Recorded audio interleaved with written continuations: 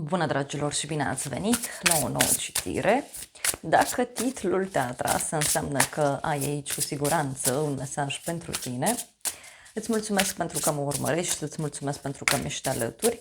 Dacă vrei și tu o astfel de citire, te invit cu drag doar pe aplicația de tarot și astrologie Cristina Zurba, disponibilă atât pe iPhone cât și pe Android. Hai să vedem așadar mesaje pentru situația ta, pentru tine, pentru casă, în curând, în viitor, ce nu știi pe neașteptate și ce o să te mire. Hai să vedem așadar mesaje. Bun, a început citirea. 3 cărți avem pentru tine, dintre care și o arcană majoră. Ești puțin stresat aici, te simți ca și cum ai fi în criză de timp. Hai să vedem. La baza pachetului avem așa: 10 de spade, 10 de bâte, 6 de spade, ok? Este o perioadă în care, nu știu, poate simți așa ca o presiune asupra ta legată de un drum sau poate să fie vorba despre o presiune pe care o simți asupra ta în legătură cu o schimbare pe care o faci.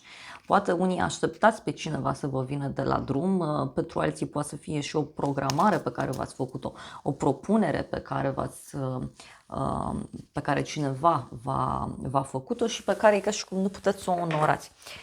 Acum, cu 10-le ăsta de bâte, eu văd clar aici o perioadă de oboseală. Este o perioadă în care simți pur și simplu că ești obosit, simți că nu mai poți, simți că e multă presiune.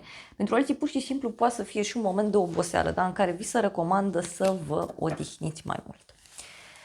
Hai să vedem în plan personal pentru tine. Avem 9 de spade, 8 de bâte. Deci mult stres aici pe care eu îl văd în legătură cu niște activități pe care le-ai de făcut sau un stres pe care îl ai în legătură cu ideea aceasta de bani, da? Sau în legătură cu un proiect. Și uite, avem faetonul. Cineva care vine către tine foarte rapid. Este o persoană energică, este o persoană foarte hotărâtă, foarte războinică din fire, de ce nu? Și tot pentru tine este clar aici, uite, și o veste extraordinar de benefică pe care o primești în legătură cu ceva la care tu tot lucrezi aici. Hai să vedem totuși despre ce este vorba. Da? Ce e cu 9 de spade? 6 de monede. Uite, primești niște bani. Da, pentru tine. Deci e vorba de un oarecare stres pe care îl ai din punct de vedere financiar. Sau unii vă stresați în legătură cu un cadou.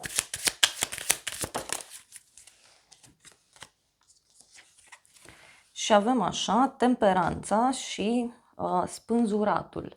O conexiune cu zodia pești mai avem aici. Pentru tine e un moment puțin stresant în legătură cu a găsi un echilibru. E ca și cum poate te stresezi aici și spui, uite, parcă nu găsesc echilibru, parcă nu găsesc direcția, dar eu văd că sunt foarte mari șanse. Cel puțin dacă în acest moment, da, poate îți iei o oră, 2 de pauză. Pentru că e clar aici că îți trebuie o pauză pentru a vedea lucrurile dintr-o altă perspectivă. Hai să vedem în continuare pentru casa ta. Avem așa un 4 de bâte pentru casa ta, deci o perioadă de sărbătoare, poate ai o petrecere în familie, poate este un eveniment, poate este o zi de naștere, o zi de nume. De asemenea, tot pentru casa ta, văd aici o bucurie foarte, foarte mare. Este o bucurie care poate să țină și de dragoste, este o bucurie care ține și de ideea de familie în sine sau pur și simplu este vorba despre o atmosferă bună care este aici în casa și în familia ta. Hai să vedem pentru casa ta. Asul de monede. Uite, posibil un cadou pe care îl primești, un dar. Pentru alții, ce mai văd aici, poate să fie vorba despre ceva nou ce vrei să-ți cumperi pentru casa ta. Poate unii dintre voi în acest moment sărbătoriți ceva legat de o casă nouă sau o persoană nouă în casă. Uite, avem pajul de monede. Deci poate să fie această bucurie legată de o persoană mai tânără sau să fie vorba despre o bucurie care ține de o persoană foarte dragă inimii tale. Poate să fie și o bucurie care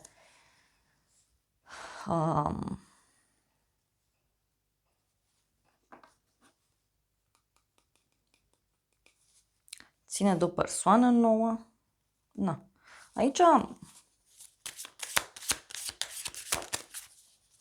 Uite, cu doiul de monede, e ca și cum reușești aici tu să-ți găsești un echilibru, asta simt eu. E ca și cum se găsește un oarecare echilibru în casa ta, în sufletul tău.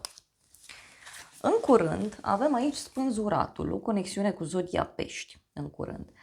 O persoană care este blocată, o persoană care se simte sacrificată sau, pentru alții dintre voi, putem să discutăm și despre cineva care chiar are niște probleme de sănătate, poate chiar cineva care este într-un moment în care se sacrifică, e într-un moment în care se simte pedepsit sau chiar este pedepsit, mai ales dacă a făcut ceva. Uite, avem cavalerul de monede, deci o încetinire, fie a activității tale, fie a acestei relații. Este clar vorba despre o încetinire care apare la orizont. Mai vreau un mesaj. 5 de monede. În curând. Uite, poate să fie vorba despre o problemă de sănătate a cuiva din jur sau poate chiar a ta.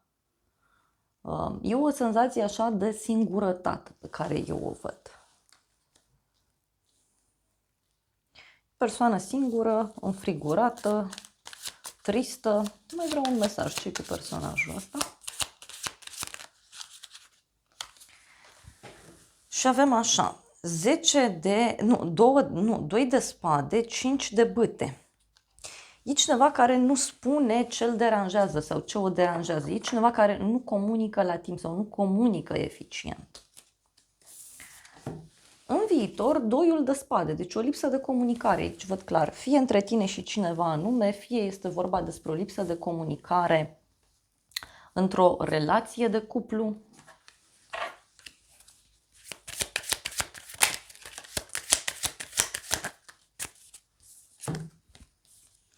Asul de spade.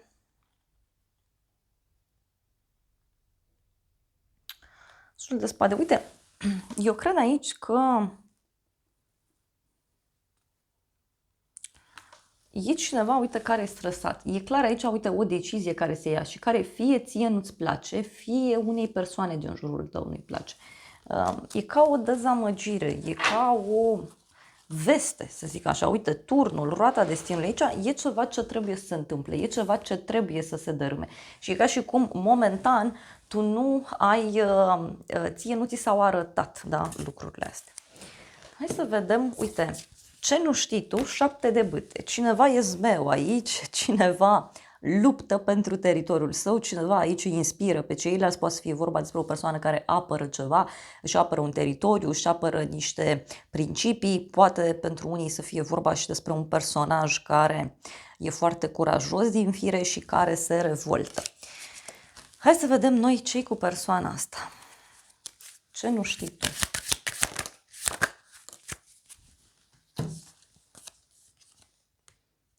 Trei de cupe, 8 de monede. Uite, o petrecere, cineva care pregătește aici o întâlnire. Cineva care vrea să se întâlnească cu tine. Cineva care poate chiar îți pregătește o surpriză. Este o surpriză foarte plăcută, dar în unele cazuri poate aici să fie vorba despre o împlinire pe care cineva o are din punct de vedere profesional. Ce nu știi tu? Uite, iar a ieșit. 8-ul, nu, a ieșit iar 4 ăsta de bâte. Deci poate e ceva, uite, care ține de casa ta. Da? Deci poate e ceva care ține de casa ta. Avem așa, 4 de bâte și cavalerul de spade. Ce nu știi tu? Cineva care pe nepusă masă, nu știu, pune de o petrecere sau cineva vine neinvitat undeva anume, pentru că ți-am zis, e ca și cum ar fi aici o petrecere, o întâlnire în casa ta, în familia ta și e cineva care fie vine neinvitat, fie cineva care vine aici pe ultima 100 de metri. Mai poate să fie și că e un personaj aici care se pregătește să te invite undeva sau să te ajute cu ceva. Dar alții, nu știu, poate aveți prin jurul vostru vreo petrecere, un eveniment și încă nu știți de el. Îndrăgostiți, da? Doamna și domnul, împăratul. Ei, aici e vorba de o hotărâre foarte mare a unui bărbat. Hai să vedem. Ce nu știi tu?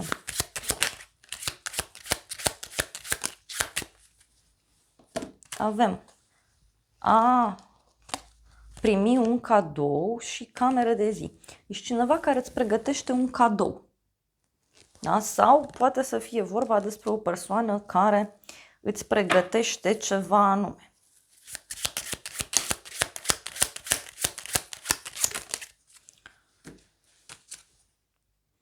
Onoruri mari, hoțul și speranță. Parcă e cineva aici care, nu știu, se pregătește, vine, aduce un cadou și după aia pleacă. Sau cineva care încearcă să recupereze o absență. Da? O absență din viața ta, din viața celuilalt, o absență în general vorbind. Hai să vedem ce spune și acest tarot. Ce nu știi tu cu omul ăsta? Cineva care are o prea mare încredere în forțele proprii. Uite, avem drumul și șarpele. Cineva are o tentație la drum. Cineva face un drum tocmai datorită unor tentații pe care le are. Putem să discutăm în unele cazuri și despre faptul că persoana aceasta poate chiar se întâlnește cu cineva și încă nu știi.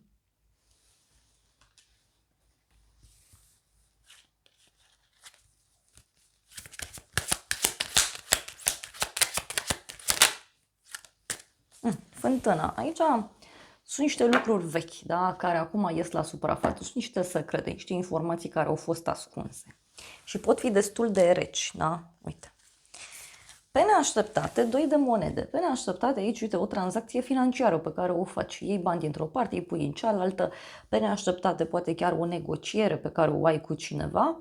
Și tot pe neașteptate, văd eu aici că încerci pe cât posibil să te împaci cu cineva. Sau poate este o persoană aici care va încerca să te convingă de un anumit lucru. Hai să vedem despre ce este vorba. 2 de monede. Trebuie să știi. Ok, și avem așa... Lumea și judecata pe neașteptate. Pe neașteptate, uite, te revezi cu cineva important. Pe neașteptate te înalți. Poate este vorba despre o bucurie care apare de la drum, dar poate să fie vorba și despre închiderea acestei perioade de dualitate. Da? Cuiva nu-i mai merge cu dualitate. Cuiva nu-i mai merge să amâne un anumit lucru. Turnul, aoleo, da? Deci clar aici un eveniment neprevăzut, un echilibru se rupe sau, repet, faptul că cineva tot a amânat un anumit lucru nu mai este susținut efectiv. Ia să vedem, pe neașteptate. Pe neașteptate, uite, avem așa. Bani pe neașteptate și succes în dragoste. Dragilor, în unele cazuri, poate să fie aici că pe neașteptate se echilibrează ceva la tine din punct de vedere amoros, dar și din punct de vedere financiar. Da? Deci pot veni vești din ambele părți, pentru că văd aici clar bani pe neașteptate și un succes în dragoste. A câștiga mulți bani, o șansă, o schimbare. E ca și cum, uite, ieși din închisoare, ieși dintr-o perioadă complicată, dintr-o perioadă de stagnare. Mai vreau un mesaj pe neașteptate. Pe neașteptate, o bucurie în legătură cu o încurcătură. Deci o încurcătură în care poate ai fost sau încă ești, se duce. Pentru că buchetul ăsta de flori mie mi-arată succes, mie mi-arată claritate, mie mi-arată cadou, da? Îmi arată că lucrurile încep să funcționeze. Dar, uite, pot fi și niște vorbe mai dure pe care cineva le spune. Ce o să te mire? 9 de monede, uite, iar e cu bani. Ce o să te mire? O sumă de bani. Sau faptul că îți dobândești o anumită independență financiară, faptul că ești mult mai stăpân pe tine sau stăpână pe tine. Poate ce o să te mire are legătură și cu un succes care pur și simplu îți dă o mai mare încredere. Hai să vedem. Ce o să te mire?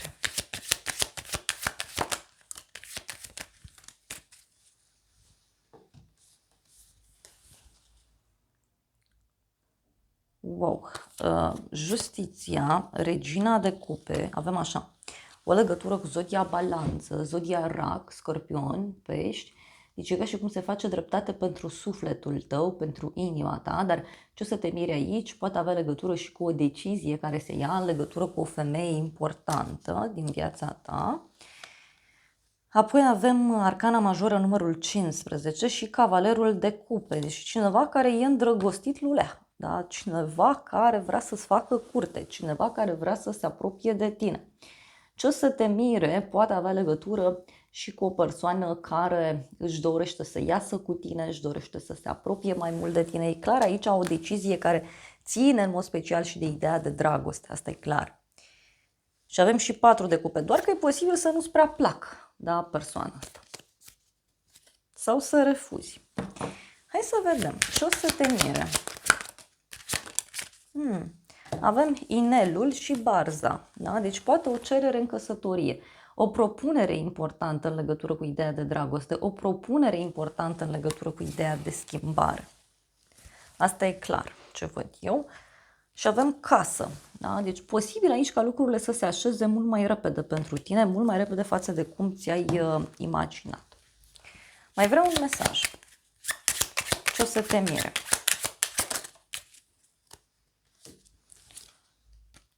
Întâlnire, avem înmormântare, casă, o întâlnire, da, în cadrul căreia se hotărăște un sfârșit, se hotărăște o transformare.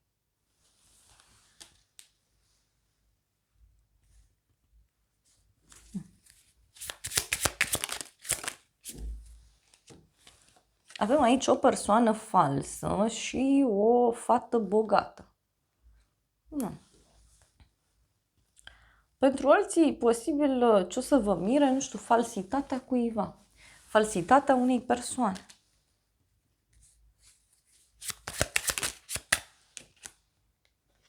Și are legătură, uite, și cu o călătorie îndepărtată sau cu niște planuri pe termen lung.